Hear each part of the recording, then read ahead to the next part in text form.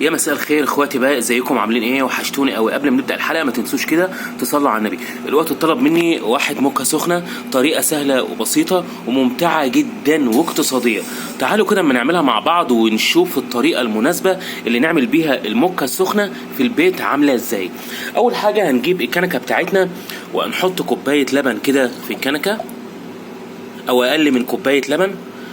بعد كده هناخد اللبن بتاعنا وهنسخنه على البخار علشان نستخرج منه الفوم بتاع اللبن. وانا قلت لكم قبل كده في كذا فيديو ان احنا ممكن نعمل الفوم بتاعنا في الخلاط بس يكون اللبن دافي، هيطلع لنا فوم كتير قوي.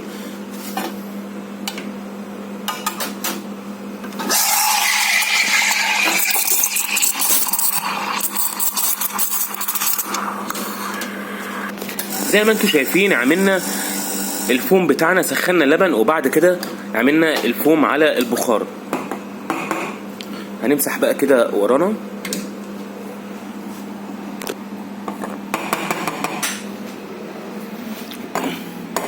هندب كده عليه دبتين علشان اللبن يركز تحت والفوم يطلع لفوق. بعد كده نسيبه يهدى شوية. بعد كده هنجيب اي نوع صوص شوكولاتة، اي نوع صوص شوكولاتة عندنا نقدر نسيحه بشوية لبن. بعد كده نقوم حاطين في الكوبايه بتاعتنا في معيار معلقتين كبار شويه من صوص الشوكولاته. زي ما انتم شايفين دي الكميه اللي احنا ممكن يعني هنحطها في الكوبايه صوص الشوكولاته، وما نكترش عن كده علشان ما يجزعش معانا او يسكر معانا. وزي ما انا قلت لكم ان المشروب لازم نعمله اقتصادي جدا في البيت.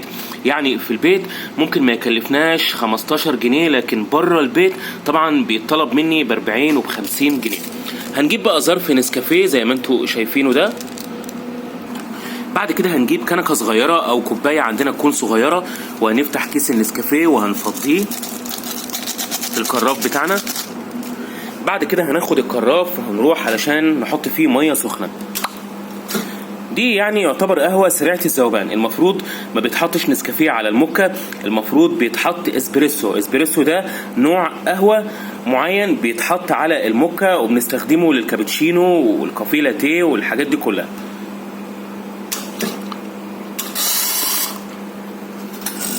تمام او كده.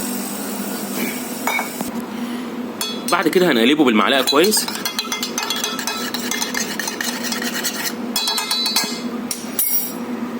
بعد كده نسيبها على جنب شويه ونروح بقى للفوم. وهنجيب الفوم بتاعنا اللبن اللي احنا سخناه وهنحط كده فوق الشوكولاته اهو زي ما انتم شايفين الفوم نازل اهو، حاجه كده عظمه قوي. وده نقدر يعني نعمله في البيت بمنتهى السهوله. والله ممكن نعمله في الخلاط، بس اهم حاجه يكون اللبن دافي ما يكونش سخن، لان لو اللبن طلع سخن وجينا نضربه في الخلاط مش هيتضرب معانا، يعني هيتضرب بس مش هيطلع الفوم اللي احنا عايزينه. لكن علشان نطلع الفوم لازم اللبن يكون دافي جدا. وهوريلكوا تاني في فيديو تاني ازاي نعمل الفوم اللي في الخلاط. نحط كده الفوم زي ما احنا عايزين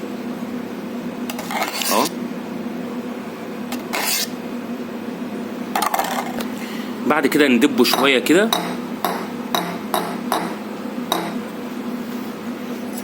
بعد كده نجيب معلقه صغيره ونحطها كده نريحها على الكوبايه، ونجيب اللبن اللي احنا سخناه وهننزل كده فوق المعلقه بس تدريجيا، يعني بالراحه خالص علشان ما يتخلطش اللبن بالشوكولاته. اهو زي ما انتم شايفين بالراحه خالص. وبعد ما حطينا اللبن بتاعنا هنجيب بقى القهوه بتاعتنا اللي هو النسكافيه اللي احنا حطينا فيه الميه السخنه، وهننزل كده بالمعلقه برضو، حاجه كده بسيطه قوي يعني اهو، بس بالراحه خالص.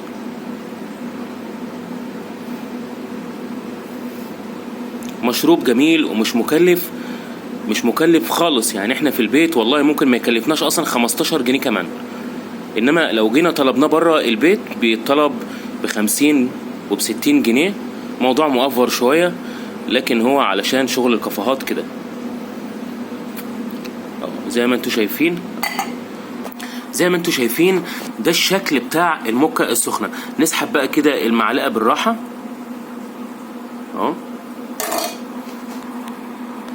ممكن نحط مثلا شوية قرفة مطحونة من فوق الوش علشان تعظم الموكا بتاعتنا كده وتبقى جامدة. اسهل واحد موكا سخنة نقدر نعمله في البيت، حاجة كده عظمة قوي يعني.